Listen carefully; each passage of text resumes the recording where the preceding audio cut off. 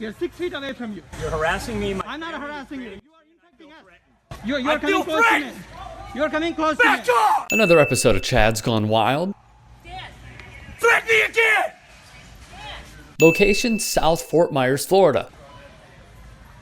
Back the fuck up or your fucking phone down! His real name, Daniel Maples. A few bad giveaways of this lunatic's behavior. Maples was allegedly carrying a concealed weapon. As we learned from the Trayvon Martin case, stand your ground is an ineffective and dangerous law in the southern state of Florida. Second, the shirt. Dude, what are you doing? What are you trying to virtue signal wearing this in public? Running the world since 1776, which, by the way, you can buy on Amazon.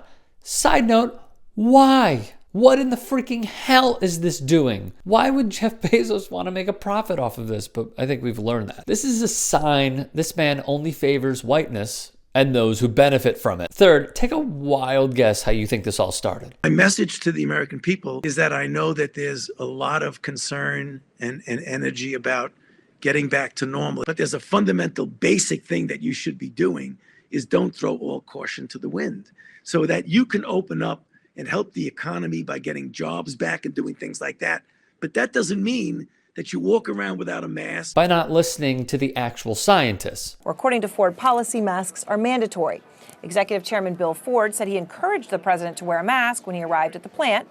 As you can see, Trump refused. And following this guy, Daniel Maples lashed out at two fellow shoppers who brought up the idea that maybe he should be wearing a mask. Why are white people freaking out over this one thing that can help so much? This is not a difficult issue, but it is an issue that has been politicized. According to the World Health Organization, wearing a mask can reduce the spread of the virus by 85%. But it's just too much science, and Trump. China has total respect for Donald Trump and for Donald Trump's very, very large brain. Clearly knows better than men and women holding PhDs.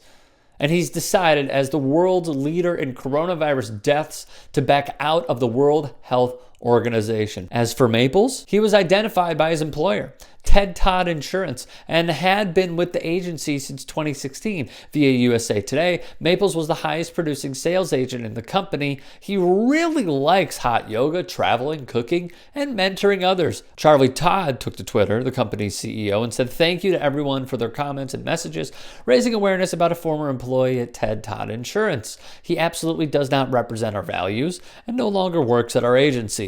We are working with Allstate to release a statement shortly. Wear a mask, be loved. Oh, the parting shot was awesome.